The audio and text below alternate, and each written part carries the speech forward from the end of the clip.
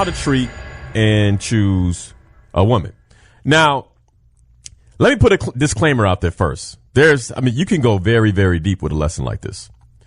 And this is more of a surface lesson, something that I believe every father should be treating his son in terms of how to treat young ladies, how to treat women, how to treat a lady. But then also the asterisk is next to how to choose a woman. Because remember, this is coming from my perspective, my experience, and something I would share with my son. Well, I'm going to tell you something, though. I believe if there are any men listening, if there are any women listening who have a son and, you want to teach him or you want to provide an objective view outside of your own. Because I know when my mom said, nah, you shouldn't be dating. Actually, my mother never said anything like that. But I knew when she was in and when she was out. And I'll tell you, as a young man, it really didn't matter that much to me. Because you like who you like and you're attracted to who you're attracted to. So part of the reason why I believe teaching this to our sons early on is important because it provides them an objective view on how to choose. Because I'll tell you, no one taught me how to choose. You just had to make these choices and getting married at 38 years old after a number of relationships, failed relationships, obviously, you learn some things. And so I'm sharing that. Now, let's start with how to treat a woman. And the first thing I would teach my son is to be chivalrous. And this is a concept that is dying in our society these days. 21st century, a lot of women don't want a man to respect them, open doors, things like that. And when I say a lot of women, I didn't say all women. So if you're a woman that appreciates that, then hey, kudos to you. And if you happen to run across me and you're walking towards a door, I'm going to open the door for you. That's just how I was taught. I was taught to prefer a lady, and not just prefer a lady, but treat a woman with respect. I can recall, there's times I was, younger with my boys and we're talking any kind of way and a young lady shows up and the conversation shifts. Right. Why is that? Because the idea was that you respect the presence of a woman. These are things that I would teach my son in terms of how to treat a woman. Prefer a lady. But the other thing is, be willing to spend time in the company of ladies. I think you learn a lot. You learn a lot about their perception of man. You learn a lot about women. And here's another one. At the same time, avoid females who aren't ladies. Now, do I have to explain that one, you all? On Facebook, you can tell me. But avoid females who aren't ladies. And I think you guys know what I mean. But there's a lot of women out there who do not act or show up as a lady. And I think one of the fastest ways that a man can get himself in trouble is spending time or interacting with women like that. All right. Now, lesson number 4 was, the Proverbs of Solomon. One of the things he said is avoid strange women. And, in the Bible, when they talk about a strange woman, typically it was a prostitute, someone like that. But I'll teach them that. But I'll also say avoid strange women, because there's some strange men. And if a woman's listening, I will say, invert it, right? Invert the lessons, but avoid strange women. Now, the other thing is when I was in corporate America, I served as chief diversity officer.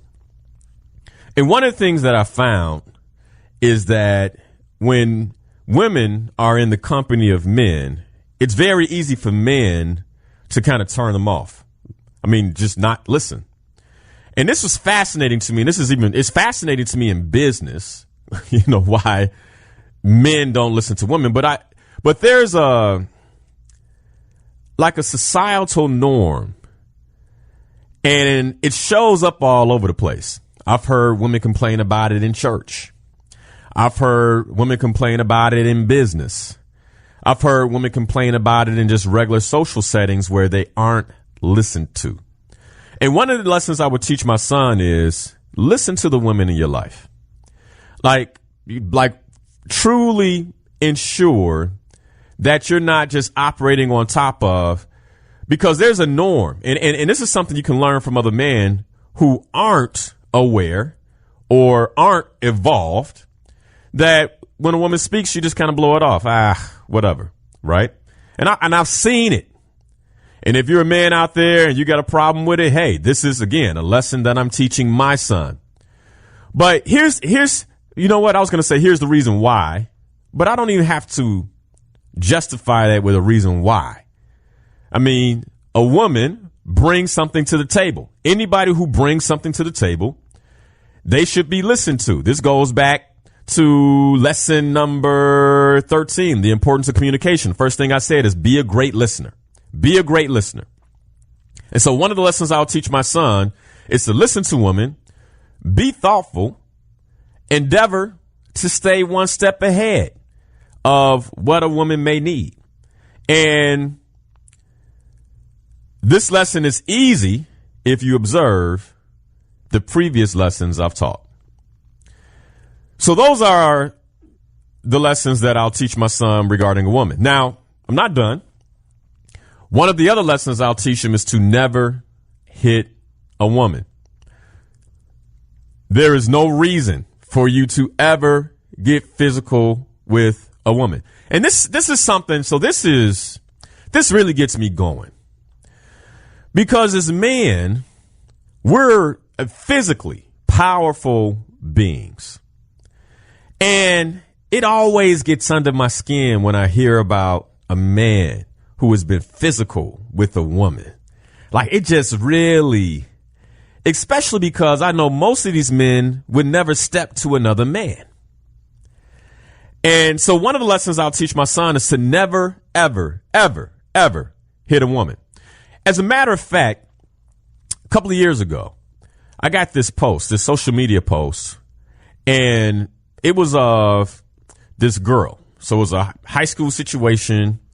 Young boy is sitting in the bleachers. This girl runs up on him, and out of nowhere, she just starts blazing on him. I mean, just starts punching him.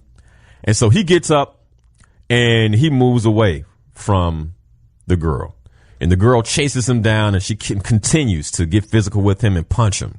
And he continues to walk away, like kind of jog away, run away. And the question on the social media post is, what would you tell your son? And then somebody tagged me in it. Like, Linal, what would you say? I mean, this girl is being crazy aggressive with this young boy. You know, what would you say? And by the way, they had to be, teenagers, 14, 15 years old. And my answer was, I would tell my son to run. And in my opinion, the one thing that the boy did wrong in the video was he did not run. He did not get away from that girl. Remember, I said part of this lesson in terms of, how to treat a woman was to avoid strange women. Now, I'm not saying the little girl was strange. Obviously, she was upset. I don't know what happened. We don't know the context of the video. All we know is that she got physical with her. And then the question was, what would you teach your son? What I would teach my son is to get out of there. Get away. There's no reason to get into a physical confrontation with another girl. Just no reason to do it. Okay? Now I'm going to tell you something else. If it were a boy, I would tell him to stand his ground. You might say, well, Linal, what's the difference? The difference is part of being a man is knowing when to walk away and knowing when to stand your ground. And what I know is that if he runs from another boy, he will become a target. If he runs from a girl, well, the idea is that he goes and reports it. When, emotions are quelled, things are squashed, the likelihood that she continues to run up on him like that, if she's disciplined, drops tremendously, right? Now with boys, those of us who were boys, we know that if he runs from a boy, they're going to chase him down every day. stand your ground, son. And it's an even match. Mano y mano, man on man, right? But you never hit a woman. Now, in terms of how he should choose, and my perspective is, and I shared this, I believe, already on the Father's Day show, that in terms of choosing a woman, you're not prepared to choose a woman until you're a man. Like, a boy is not prepared to choose a woman. It's very likely he'll end up with a girl. I'm going to say that one more time. A boy is not prepared to choose a woman. It's very likely he'll end up with the girl. And a man or a boy does not become a man just because he turns 18 years old. It just doesn't happen. As a matter of fact, when we were in the studio, we had Joshua Morris, who's a clinical therapist and has done a lot of psychological work. And one of the things he said is that it's been proven that boys, the frontal lobe of the brain doesn't fully mature, sometimes until the age of 26 years old. And so that's something I'll share with my son. Like, hey, man, you may not even be mentally mature enough to choose a woman. And so in that time, what you should be focused on is building, focused on working and creating. So at the time that you do decide you're ready to choose, you'll be adequately prepared, right? But if a boy looks to choose someone, more than likely he's going to choose a girl. And there are plenty of women who have found out that they were actually with boys. I digress, though. All right, so choosing a lady. What I would teach him when it's time to choose a lady, and notice I say lady. I didn't say women. I didn't say young lady. I said a lady, right? Because a lady conducts herself a particular type of way. Choose a woman whose values and beliefs align with yours. And part of how he's going to have to find that out is he's going to have to spend time asking questions, getting underneath who this woman is, who this lady is. But more importantly, choose a woman that will help you deliver on your life's purpose. Now, notice I said choose a woman that will help you deliver on your life's purpose. So in order for him to be at the point of choosing a lady, that means he has to be clear on his own God-given purpose.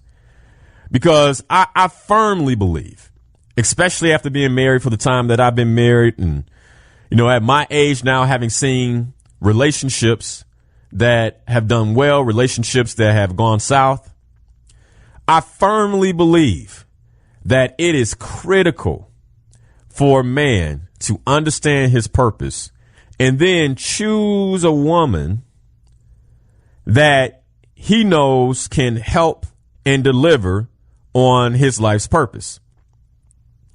Now, later in my notes, I say, I'm just going to skip down to it. Choose a woman that will fully support your life's mission. And this is important because she may be able to help you deliver on your life's purpose, but she might be unwilling to, right? She may not really want to.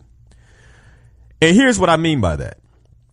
I can remember one young lady I dated in particular, and she was in school for her doctorate for psychology.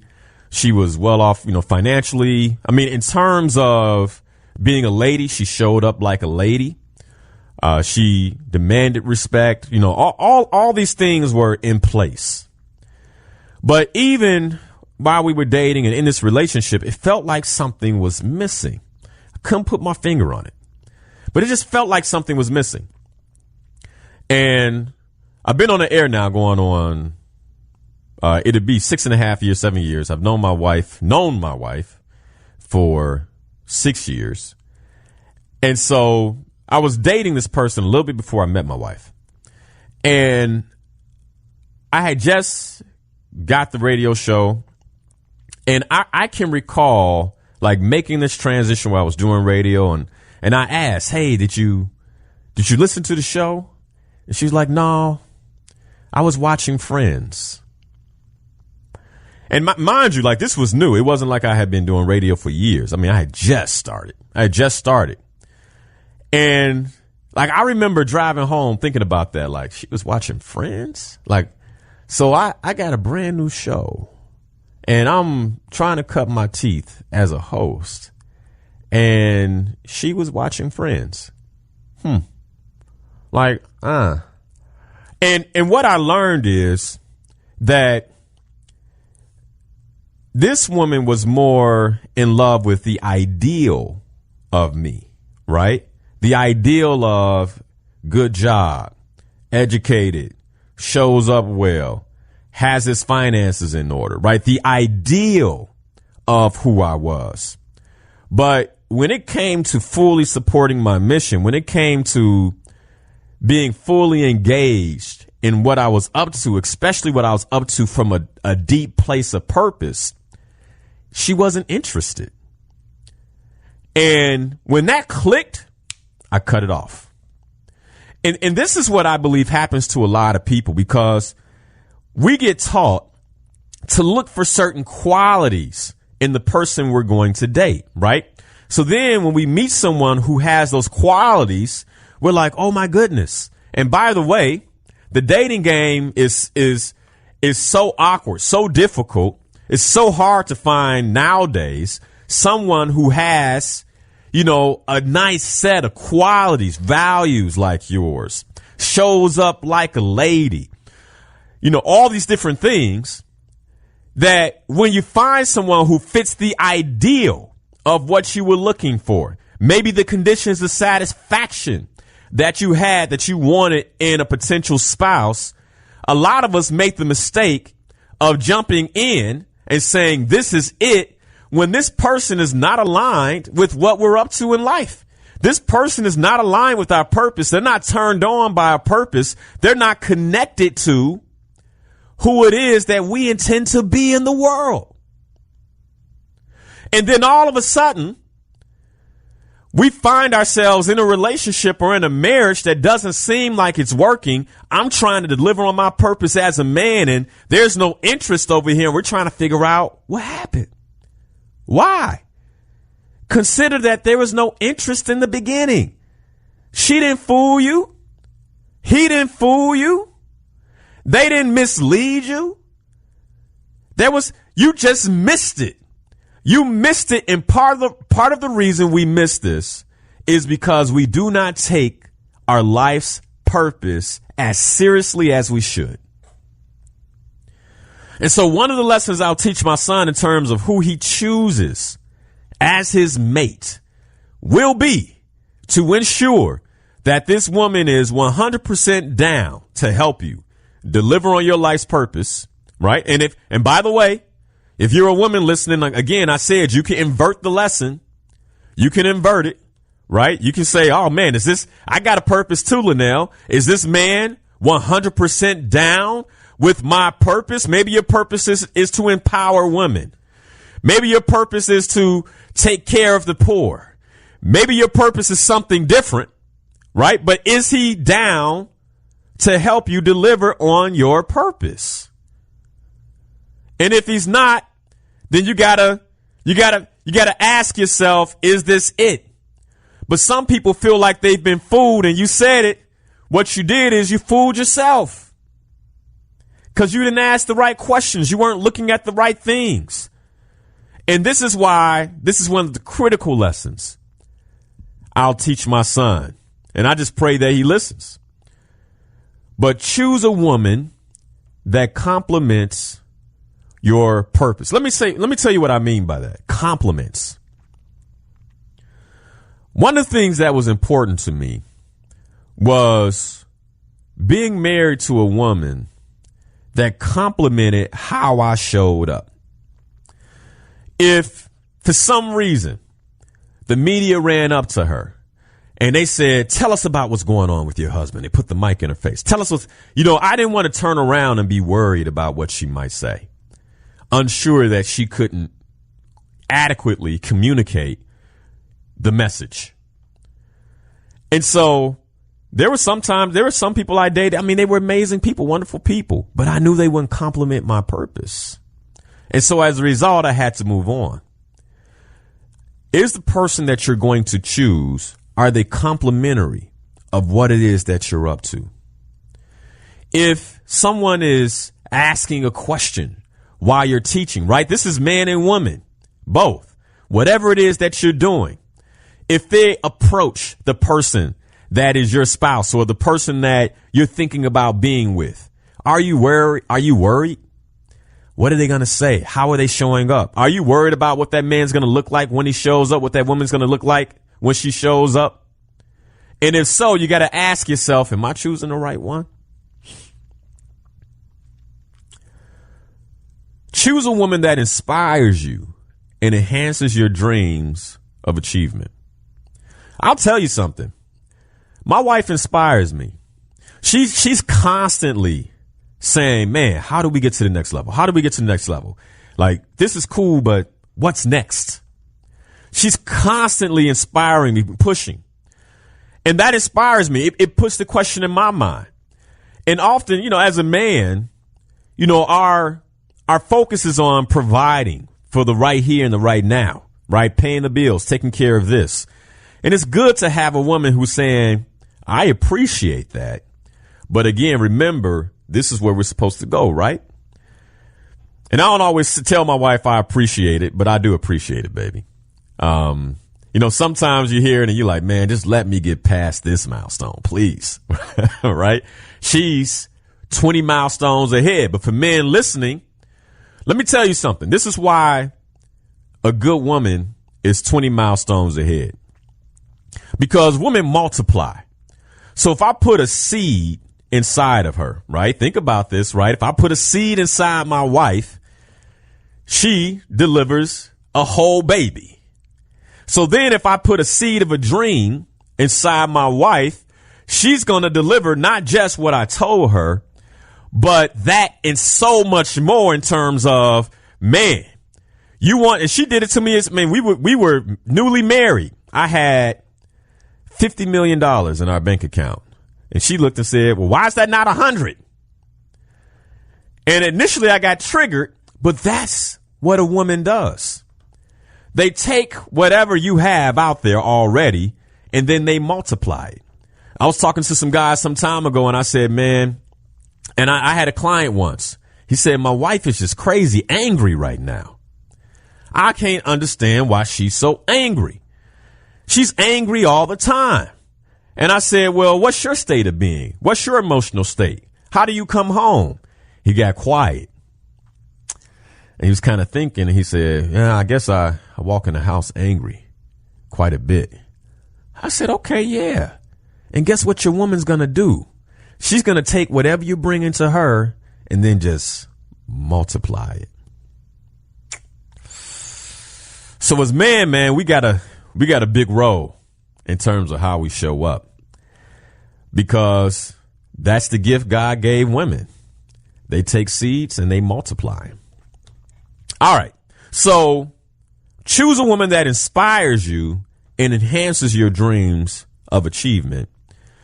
Choose a woman that will fully support your life's mission, and be careful to avoid women that like the ideal of who you've become, of who you are, and what you've created. And notice how engaged a woman is in your purpose. All lessons I would teach my son. Choose a woman that attracts you physically and stimulates you mentally. Now, I know everybody says beauty is skin deep, but mind you, we just talked about the intrinsic parts of what I told my son to look for, right? And I firmly believe that, you should like the way the person that you're with looks. I just think that. Now, is it going to change? Yeah, it will. But it's always nice to look back and say, man, you still look like that woman to me, because of how deeply you are in love with them. But yeah, man, choose a woman that attracts you physically and stimulates you mentally. And choose a woman that loves herself. I'm going to say that again. Choose a woman that loves herself. I'm going to say something, man. When you get involved, and it's not just a woman, if you get involved with anyone who doesn't have an appropriate amount of self-love, you have no idea what you could be opening yourself up to. See, because a person who doesn't have self-love, then the view they have on themselves, right, is already in some ways, I don't want to say broken, but it's fractured. And until they do the work that they need to do, right, because that's a personal journey. If a person doesn't love themselves, there is no amount of love that you can give them that's going to remedy that. There is none. You can love them deeply, but if they don't love themselves, then they will show up, they will do things that will hurt you because they don't mind hurting themselves. Let me say that again. They will do things that will hurt you because they don't mind hurting themselves in terms of what they choose to do. Maybe they abuse themselves, abuse drugs, but they will do things that will trouble you because they don't love themselves. So self-love is major, because in order for me to adequately love my wife, I have to love myself. And then in terms of the practice I had in loving myself, I can begin to extend that to my wife and vice versa. Right? She loves herself, then she can adequately extend that love to me. And then, by the way, if we add a child to the mix, then we both can adequately love the child because we both know how to love ourselves.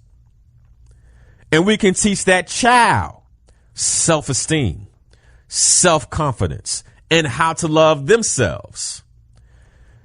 But if a woman doesn't love herself, there is nothing that you can do to adequately love her. There's no fix for that, right? She has to do the work. And so one of the lessons I'll teach my son is to notice a woman's insecurities when you're dating. And by the way, everybody has some level of insecurity, okay? The question is, can you be with that? Can you be with that insecurity? Is that something that will drive you up the wall? And if so, exit stage left. So notice her insecurities and determine what works and doesn't work for you. Determine what works and doesn't work for you. The other lesson I'll teach him is choose a woman that respects you, your ideals, and your leadership.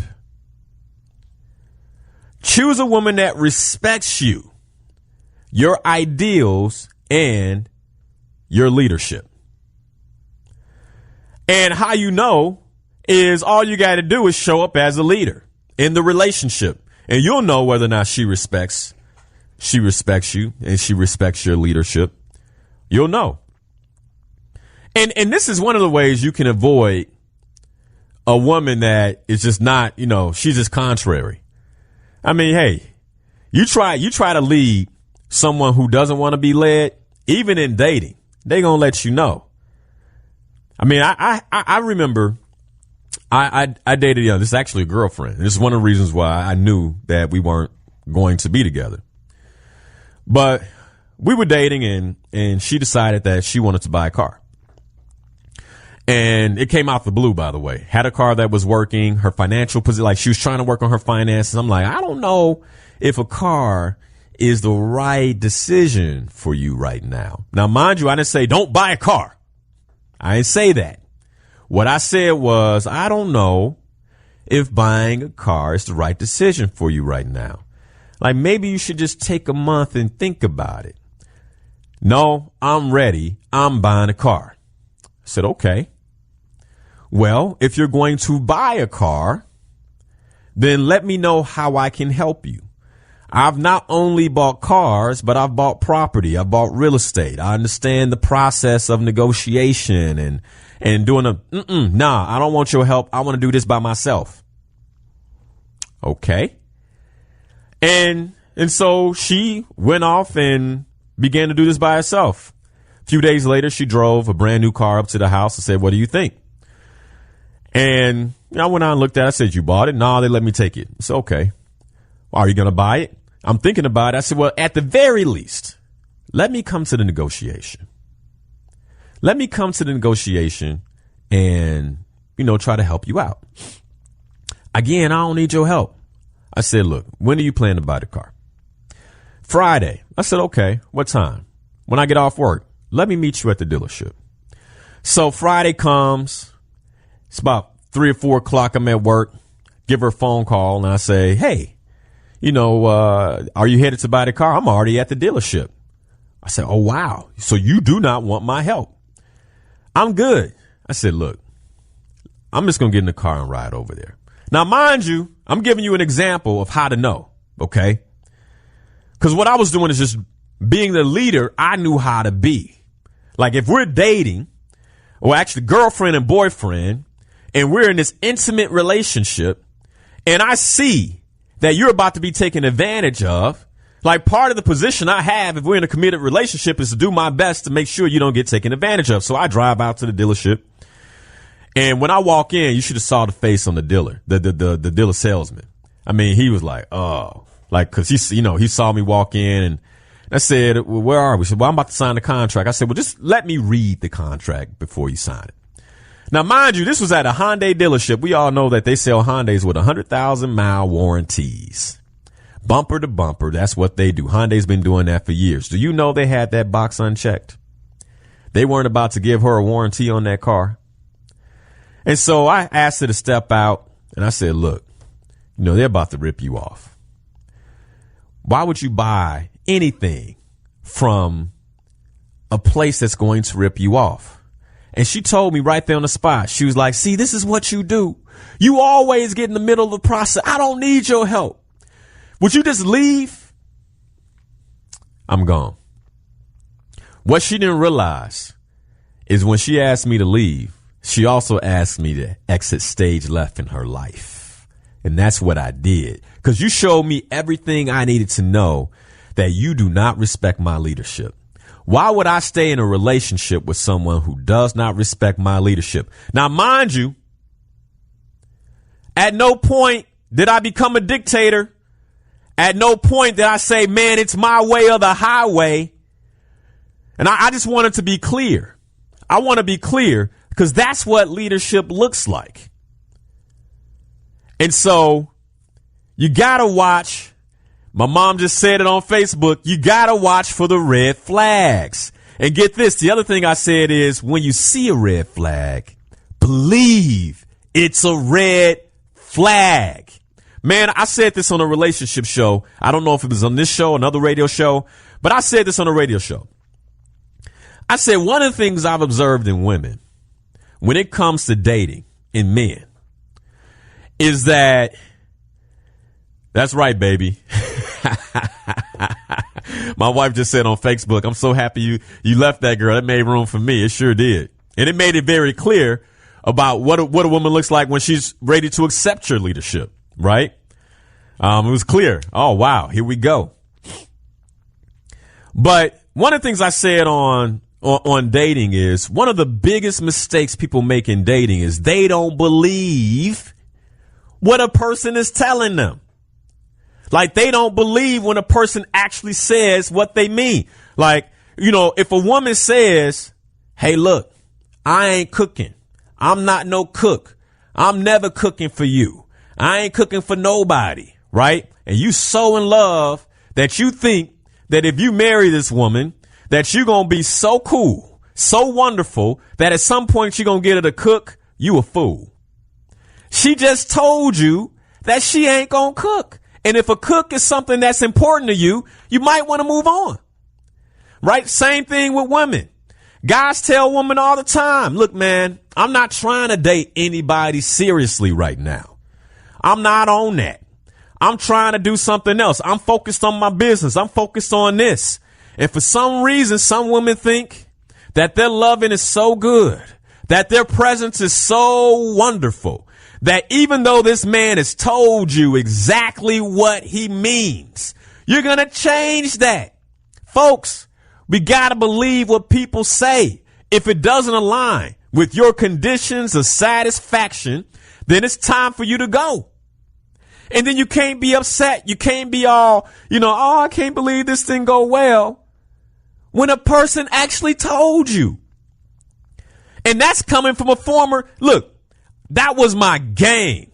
I used to tell women all the time, look, I ain't trying to get into nothing serious. I travel the world. I'm always on the road. I'm not trying. Look, but I surely love spending time with you. And then all of a sudden you think you're going to change that? You're not going to change it.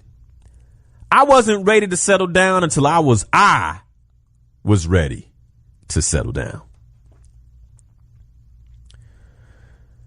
Next one. Choose a woman that can be a friend who you love to talk to. I'm going to tell you something. This is what looks good people in trouble.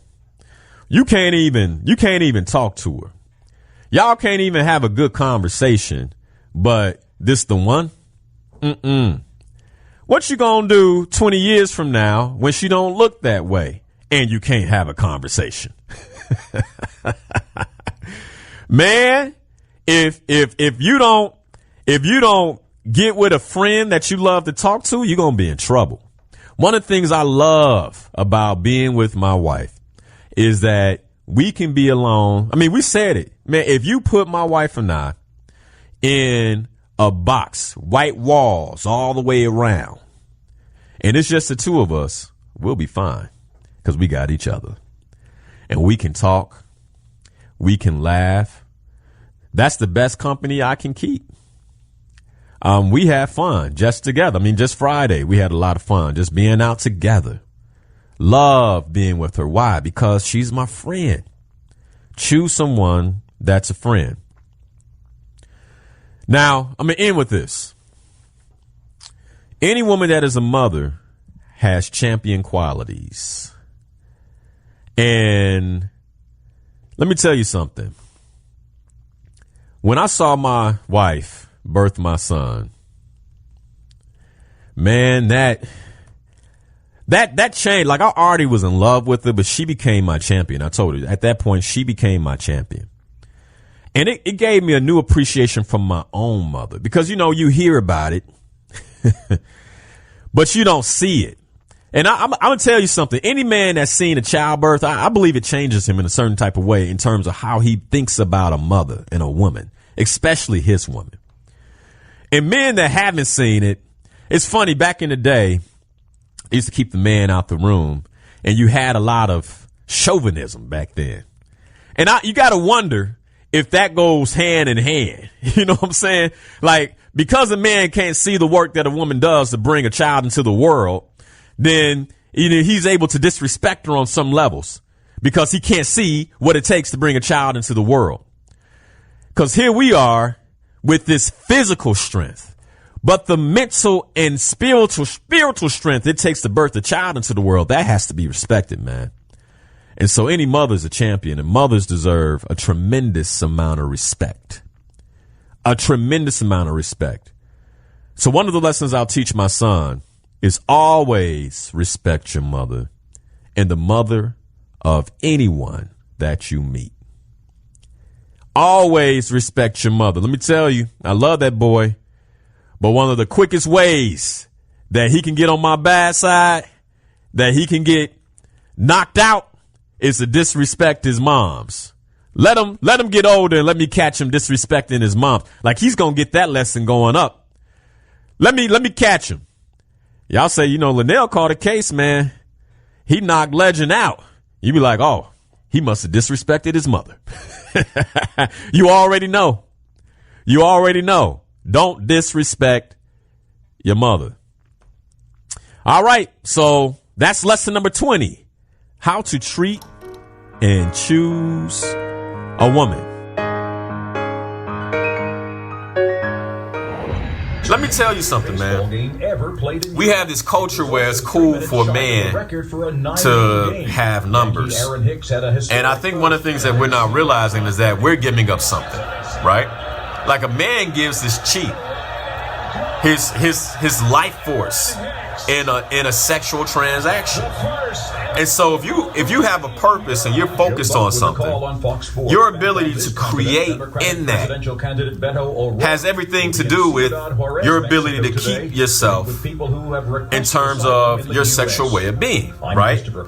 But if I'm a man and I'm trying to create something in the world, and I'm giving my chi here, I'm giving my energy there. Y'all know what I mean by chi and energy, right? I'm giving it here, giving it here. I'm spreading it out, which makes it where it becomes difficult for me to really do what it is I intend to do.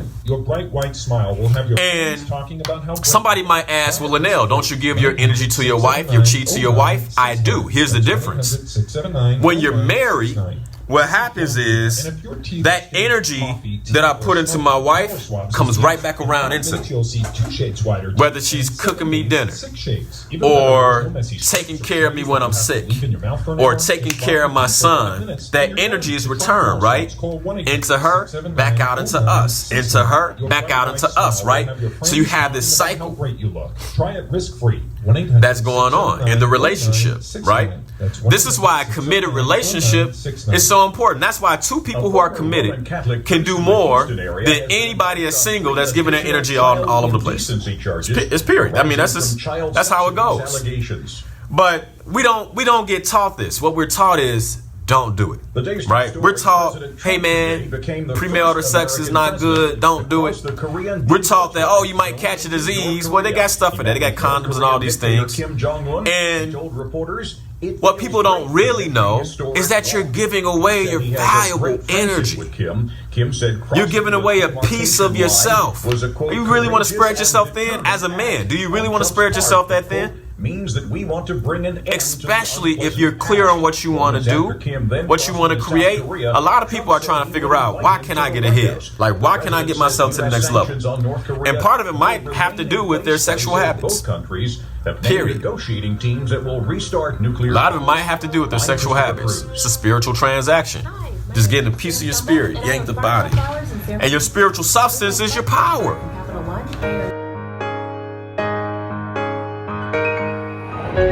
All right, let's go to lesson 21. Lesson 21 is be an honorable man. Again, lessons to teach my son. And if you've missed the series, you can always go back to Facebook, like I said, and check out the former part 1, part 2, part 3, as well as the Father's Day show, which was a huge hit. So again, keep watching. But so be an honorable man. So first and foremost, one of the things I'll teach my son is how to be a man. What manhood is. I was having a conversation with a group of men recently, and we were just discussing how this whole concept of manhood has been lost. And I think Mama D's onto something, because part of it does start with how you respect your mother. But this is where the men in our community are so important, because they can teach these boys how to become men. And that has been lost in many ways. But so I'll teach them that, how to be a man. And that's a book in itself. I'm not going to go any deeper than that. The other men in here understand that, right? And I believe a lot of women understand that. So I'll continue. But part of being an honorable man is to be the friend you desire. Be the type of friend that you desire. Let me tell you something. I know there are people listening to me right now who would not be their own friend. Like they would not want to be their friend because they know that they are not a good friend. And one of the things I'll teach them is be the friend that you desire. You know, there's a certain loyalty that should be in friendship, and friendship is rich. And I also believe that good friendships, well, part of the way to know if you have an honorable man is whether or not he has honorable friends. Honorable friends, but be the friend that you desire and honor your word. Honor your word. One of the things I'm always doing is I'm trying to maintain my word. Perfect example. I told a buddy of mine, hey, he's in town. His family had a barbecue. And I'm like, you know what? My son and I, we're going to come out to the barbecue. Yesterday, I had contractors come out to the house. They told me they might come, but they came, they laid concrete. I didn't want to leave. So I called him. I told him, I said, look, man, I don't think I'm gonna be able to make it. And so in some ways, my word was out there. I wasn't able to honor my word, but to honor it with him as a friend, right? This is a friend, and I want to be the type of friend that I desire to have. Let me tell you something. How can I make it up to you? What are you doing tomorrow? Let's make sure we connect before you leave. Let me extend myself in some type of way to honor my word that I said we would connect. The other thing is to honor yourself. Being an honorable man is not just honoring other people, but honoring yourself, honoring your body, honoring your well-being. And it's something that you talk about self-love. Part of being an honorable man is being a man that loves himself and honors himself. But also protect your reputation. And part of protecting your reputation is sometimes you have to choose different friends or different people you're going to be around because your reputation is on the line, right? A man is only as good as his name is what they say. And so you have to protect your reputation. Part of being an honorable man is protecting your reputation. And then forgive as you are forgiven. All of us need forgiveness. Nobody's perfect. Nobody is perfect. And at any point, you should be able to give someone who has had some type of infraction against you. You should be able to find it in your heart to forgive that person. Now, I want to be clear. One of the lessons I'll teach him is don't extend your honor to those who have none. Like if somebody's not honorable, I'm not dealing with them. Number one, I'm just not dealing with you. And I'm not extending my honor to someone who has no honor. It's not an even playing field. Okay.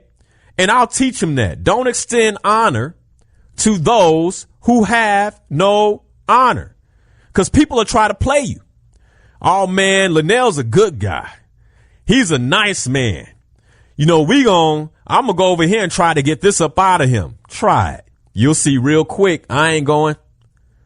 Yeah, I'm a good guy. I'm a nice guy, but I have no honor for those who have no honor. None whatsoever. And I'm not your judge. I'm going to talk about that in a minute. How to suspend judgment. All I'm doing is I know that based off of how you've been to me, there's no honor. And so as far as I'm concerned, I'm done. I'm done. Yeah, I can forgive you for what you did from afar, but don't think you're going to get close again. Nah, not happening. Right? So don't extend your honor to those who have none. The last part of this lesson is do not lie to your father. Like, don't lie to me. Okay? I'm your advocate. I'm your lawyer. I'm your support. I'm your biggest fan. Whatever you do, tell your father the truth. We can deal with it. I can help you. See, because one of the things, I think this is something that, we don't really learn. And I don't know that our parents tell us, as they should, but I love you no matter what. And you got to give me an opportunity to protect you no matter what. You have to give me an opportunity to counsel you no matter what. Right? And so from that place, don't lie to me, man. Just tell me. Tell me the truth. And part of the commitment I have is to build a relationship with my son. Because, by the way, it takes relationship. You can't just demand something like that and think it's going to show up. But to build a relationship with my son where he can trust that if he tells me the truth, no matter what it is, that he'll still get love from his father. He might get disciplined too, but he'll get love. That's the lesson 21, how to be an honorable man. Lesson 22, how to anticipate the future. Now, I'm not going to really dive deeply into this one because I shared this at length in another show. The name of the show is A Leader People Will Follow. One of the things I talked about in this show, A Leader People Will Follow, is that as leaders, we have to be able to anticipate the future. A lot of the competencies and the examples I gave in that show are examples I will give now. So what I'm going to say is check out the show. Now, here's something else. The show is coming out on YouTube next week. So even then, you can catch the amended show. You guys know how we're doing it now. Basically, we're chopping the show up, and it's a 2-hour show, chopping it up into about an hour and 10 minutes. So you can get all of the highlights right there on YouTube. If you don't follow me on YouTube, you should go subscribe. If you want to catch this show and all of the heavy nuggets coming at you in just 1 hour, go to YouTube. That's at Linal Harris, LINALHARRIS. Subscribe on YouTube. But A Leader People Will Follow. I talk about how to anticipate the future. I give the formula for how to anticipate the future. Okay. So 2 pieces that I'll put into that outside of anticipate the future as a lesson is I'll teach my son to be strategic. I think all too often, many of us are operating without the long view, operating without really thinking about the ramifications of the future. If I do this now, what's going to happen to me later? And that got me to thinking. One of the callers called in and they said, a good lesson to teach your son is how to play chess. And I completely agreed because chess is a strategic game. And so as soon as he's of the age where he can start thinking strategically, right? And well, he's thinking strategically right now. He knows how to, use this strategy with my wife and I. But as soon as he develops with this strategy, one of the things I'll teach my son is how to play chess. Now, why would I say that? Why would I say chess? One of the things I love about the game of chess is in order to win, you have to be thinking 3, 4, 5 moves ahead, but not just with one piece, but you have to be thinking 4 or 5 moves ahead with multiple pieces, multiple scenarios. If that, then this. If my opponent moves there, then what will I do? What can my opponent do? How can they try to win the game? How can they try to take my king? And so it's a beautiful game to learn strategy. And it's something that I believe helps you anticipate the future. And so something else I'll teach my son, one of the games that him and I will stop and play, chess. But lesson 22, anticipating the future.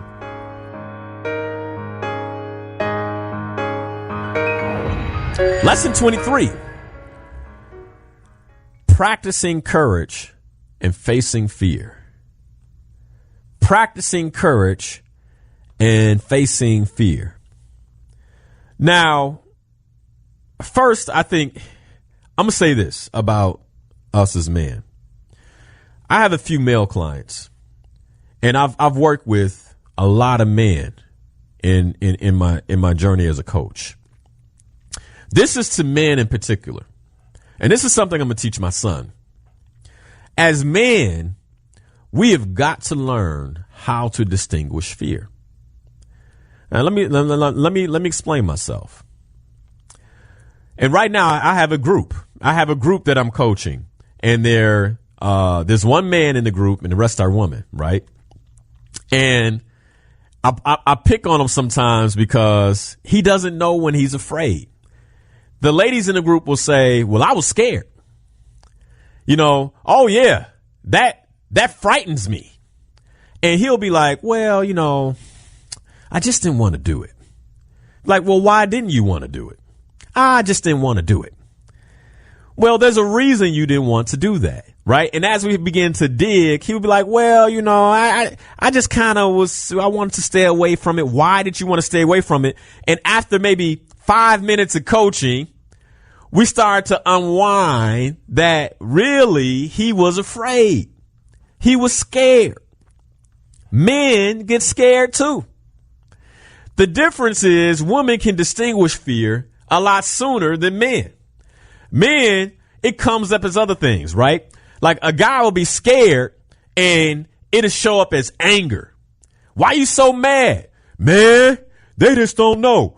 You know, they don't have no idea dude, you scared.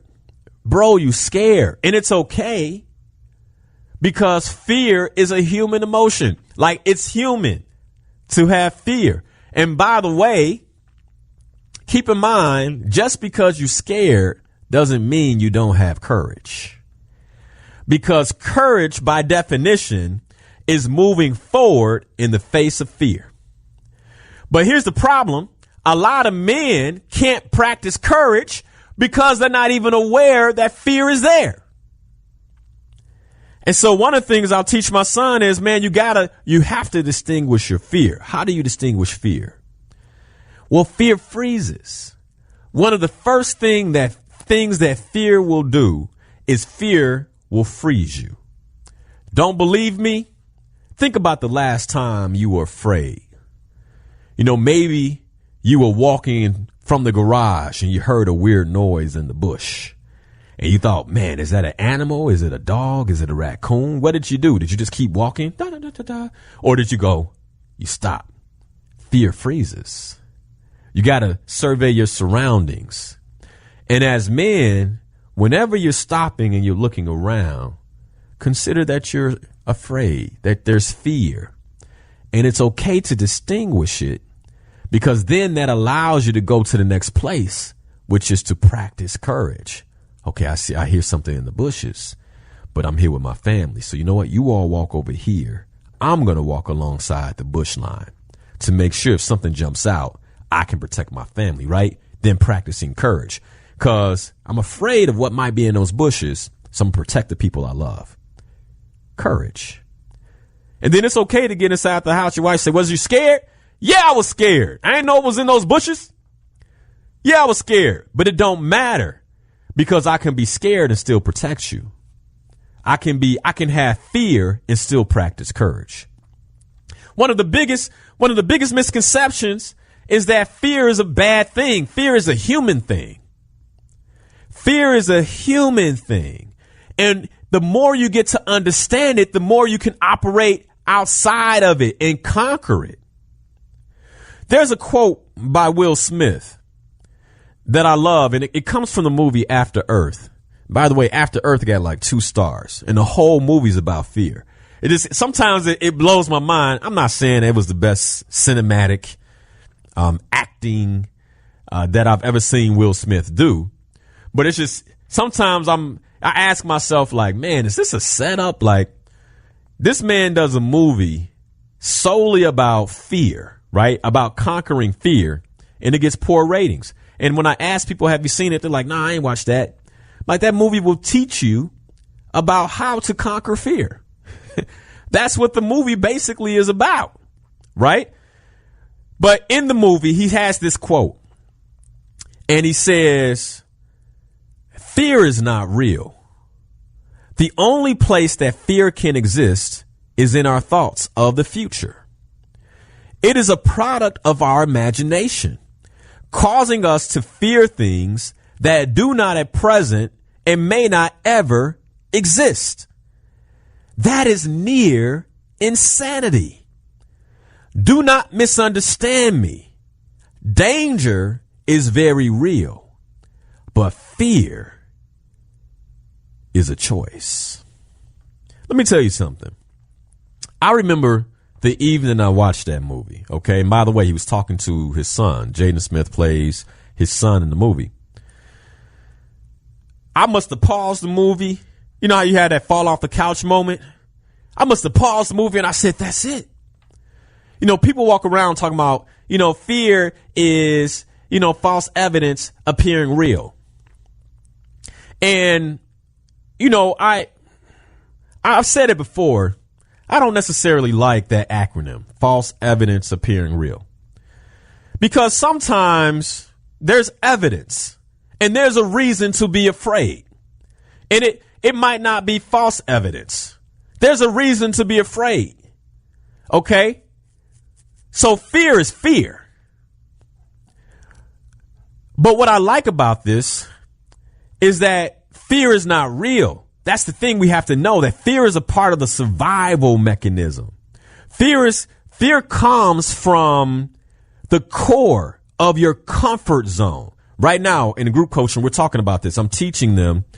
We just spent time teaching them about the survival mechanism and fear. Okay. And how the comfort zone operates. By the way, I got a new group opening end of July. But one of the best investments you can make is in yourself. I'm just saying. But so whenever something is hitting you or pushing you outside of your comfort zone, fear shows up as a mental and an emotional resistance to keep you inside of your comfort.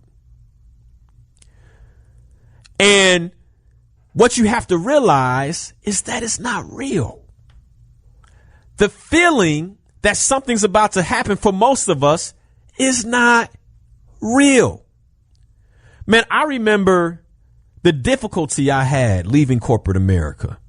The conversations I had with my coach over and over again about making that leap.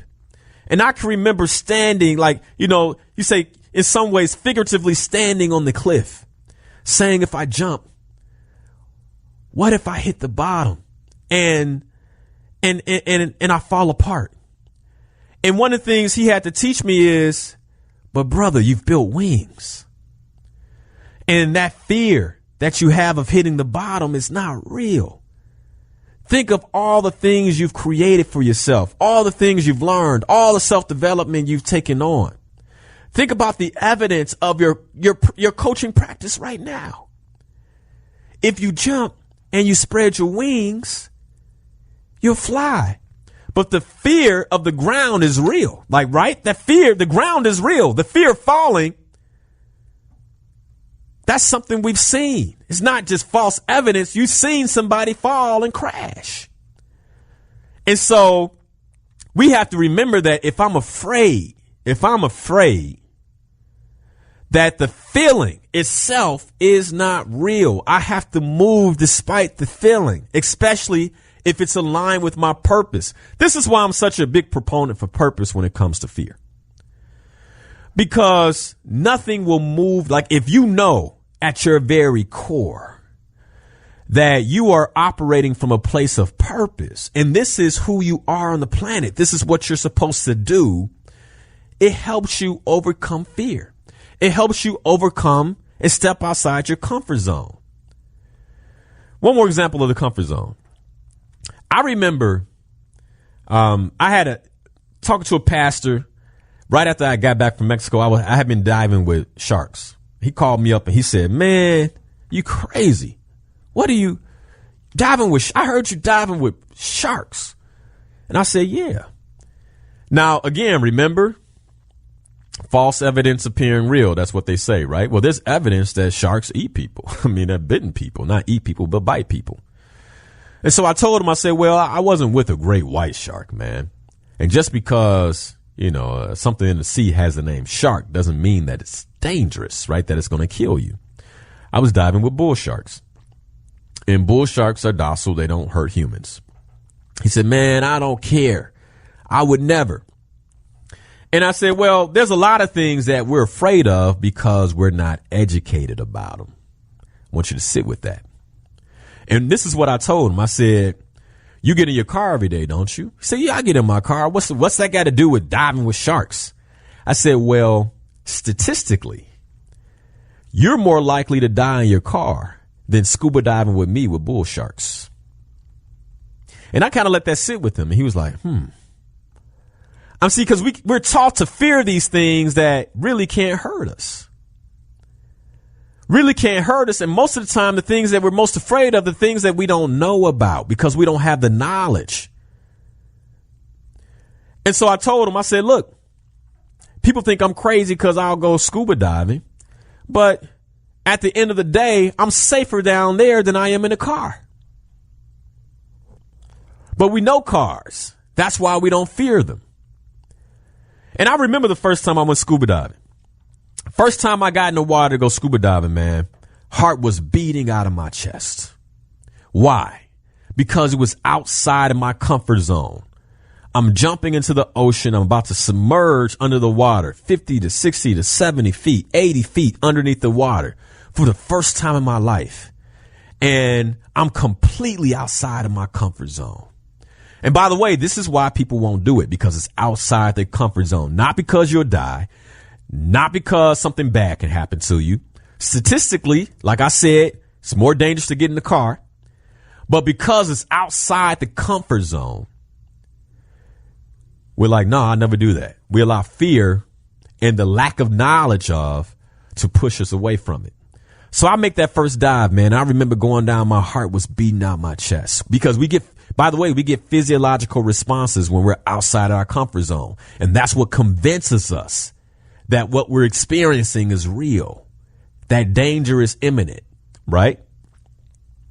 And I dive, and I remember, man, I was down in about 20 minutes and I'm breathing so hard. I burned through my oxygen. I showed my dive master my oxygen, and he said, oh man, we got to go back up. And we went back up, and then I dove again, and then I dove again, and then I dove again. And now you can give me a tank. I can be under the water for over an hour, depending on the depth, right? The deeper you go, the lower, the faster you have to come up. But depending on the depth, I can be underwater for an hour at ease. Why? Because it's part of my comfort zone now. I have knowledge. I'm a skilled diver. 200 plus dives later, I have a different level of knowledge, right? It's something I want to teach my son. My point is this. Many of us are unwilling to face fears, one, because we don't have the knowledge, but two, because we relate to it as real. And again, I'll share this. Fear is not real. This is a quote by Will Smith.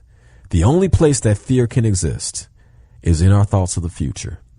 It is a product of our imagination, causing us to fear things that do not at present and may not ever exist. This is near insanity. Do not misunderstand me. Danger is very real, but fear is a choice. Definitely a lesson I will teach my son. Be uncomfortable on purpose, son. Be uncomfortable on purpose. That's where you experience maximum growth in your discomfort. Lesson 24. Suspend your judgment of others. Let me say it one more time. Lesson 24. Suspend your judgment of others. Man, if we don't live in a judgment society, I mean, people will judge you. They will judge everything you do. They will judge your hair. They will judge your haircut. They will judge your clothes. They will judge your shoes. They will judge your car. They will judge your house. They will definitely judge your actions. They will definitely judge your inaction. They will judge everything that you do. You want to know why? The reason why is because the more they can judge you, the less they have to look at themselves. And let me tell you something. Man, living this life the way you intend to live this life is more than enough work. Son, suspend your judgment because all your focus should be on you and your self-development. Am I in integrity? Am I operating from commitment? Am I honoring my intentions? Where does my personal integrity line up? Am I taking action in that place? Am I speaking from that place? I don't have time to think about you. I don't have time to think about what you doing. What the song say, I don't care about you. Like, not from the place of judging you. Like, I'm not your judge. I don't want to be your judge. I spend enough time trying to develop and keep myself in integrity. and I spend that time on me. And any time that I take it off me and I start judging you, you can guarantee that I'm going to start slipping. Suspend judgment. Only God can judge. Only God knows the heart. Only God knows the intention. Only God really knows the commitment. And this is important because the more that I can keep my focus off of other people and what they're doing, the more I can focus on what I'm doing and what my family is doing and how we're operating and what we're up to. Suspend your judgment of others. Let me give you another example of why you want to suspend judgment. I'm about to cover lesson 25 is inputs, outputs. And one of the things I'm going to share about this lesson is one of the inputs is what we eat. A few years ago, I did a lot of research on food because, I was having my own set of issues, inflammation in my knees, and I was hurting. And I wanted to learn, what can I do from a diet perspective to better take care of myself? And as I was doing this work, I began to realize that some of the things I was eating was hurting me. One in particular was chicken. Now, mind you, I'm not your judge. I'm just sharing some information. You take it how you want to take it. And in my research, what I found is when people grill chicken on a grill, charcoal grill, that chicken becomes a carcinogen one. Class barbecue chicken can be considered classified as a carcinogen one because of the ash. Now, a carcinogen is something that can cause cancer. And I was one in the past who would judge people who smoke cigarettes, right? I see somebody smoking a cigarette. I think to myself, they shouldn't be doing that. They're hurting themselves. That's awful. Smoking's awful. That person needs to do better, right? This is like the real dialogue that would go through my head years ago. Okay. Then I found out that if you eat a piece of barbecue chicken, that's right, the 4th is coming. Don't get mad, but I'm just giving it to you. That's like smoking 5 cigarettes in terms of the level of carcinogens that you take in. 5 cigarettes. So here it was. I could be on my grill, like back in the day when I was eating meat, okay? Flipping my chicken, barbecuing my chicken, and if one of my guests said, hey, man, I'm going to step to the back and have a cigarette, I'd be like, oh, man, why you smoking them cigarettes? You shouldn't do that. That's going to hurt you. Judging him as I put a piece of chicken on my plate that was the equivalent to 5 cigarettes. Let me tell you something, man, that woke me up more than we will sit back and judge people. An alcoholic would sit back and judge somebody that smokes weed. They having a drink. They say, why he smoking? He shouldn't smoke that stuff. Smoke that dope, right? Right? Somebody smoking weed to judge an alcoholic. We gotta, stop worrying about what other people doing. Gain clarity on what you're committed to in your life. Gain clarity on what you're committed to creating with your family. It's hard enough to ride the line of your own commitments, let alone worrying about somebody else's. Real talk. We got it mixed up, man. How can I judge my brother? I am not my brother's judge. Okay, man, he steps out and he lights up a joint. So, hey, that's him. I'm worried about me.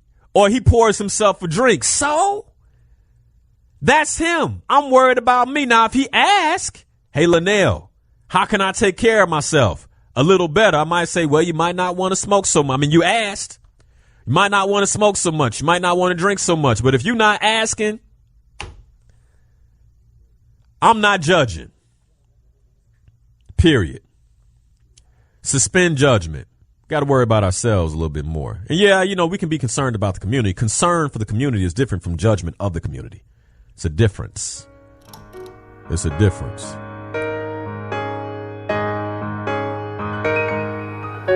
We'll probably have to end here. Lesson 26 is love. Ooh. But lesson 25, inputs, outputs. Son, be very aware of your inputs because they will create your outputs. Watch what you see. Man, let me tell you, I had a client and she was really, really concerned about fidelity in her marriage.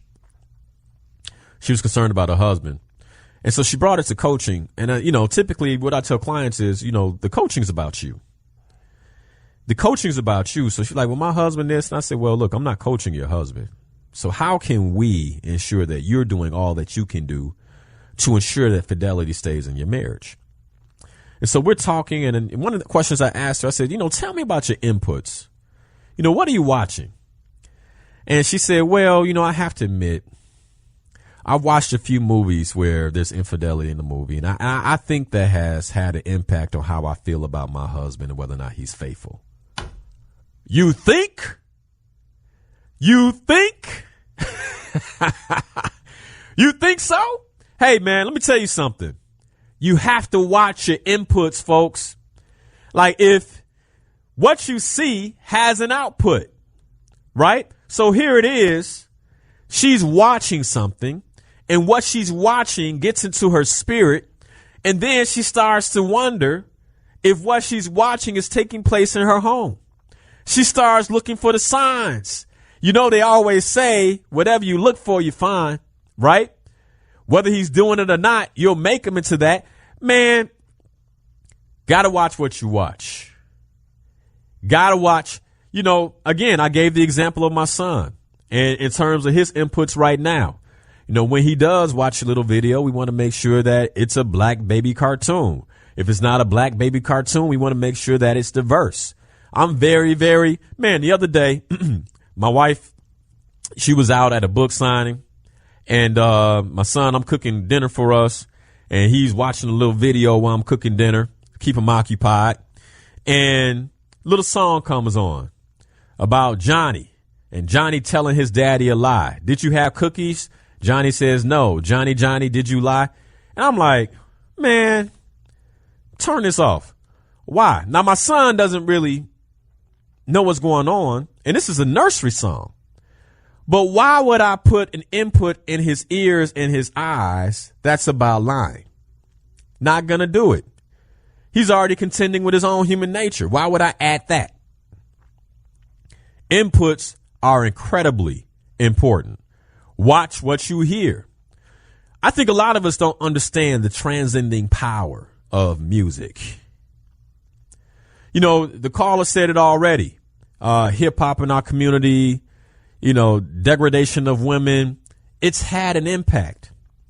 But then I'm watching David Letterman's interview of Kanye West. The next guest, I believe it is, my next guest. And in this interview, Kanye begins talking about how he's been a musician for 20 to 25 years. And, as he's learned music, he's learned more about music. He really wants to get into the being of music. And he heard how Bob Marley and John Lennon's songs created, could move sand. The frequencies of the music can move sand. Hear me out. The frequencies of the music could move sand on a plate, right? The music playing, the energy of the music could move sand on a plate. Because there's energy in music. And he said that, he wanted to learn how to create music like that. And so he started doing research and he began to understand that part of the bass that is put in rap music is from the programming drum. And the programming drum is exactly that. It's to program. And that this is Kanye, a hip hop artist saying this, okay? And that the music that is being blasted and pushed in our community is the lyrics that they're saying are being said over a programming drum. Do you all get that? A programming drum like this begins to disrupt the program, folks, and create a new program. And you wonder why our communities are the way they are. And he said, what I want us to do is I want to strip out that 808 beat and start creating music that brings light. And when he was saying this, I'm sitting back thinking to myself, like, I knew it. I didn't know how to articulate it like he did. I'm not a musician, but thank you, brother, for articulating it. Because I always knew that there was an energy, right? A spiritual energy, an energy nonetheless. Here's the other thing. You wonder why women are giving up, like the women are giving it up this way, or why sexuality is so crazy with our young people now? Because what he was talking about is that the bass in the music opens up the lower chakra. If you don't know anything about chakras, that's the sexual part of the body, right? It opens it up. It opens it up. And so as a result, our young people are listening to music, got this beat, and it's opening the sexual chakra, and we wonder why they're so promiscuous. Knowledge. We need the knowledge. People perish from lack of knowledge. My people perish from lack of knowledge, man.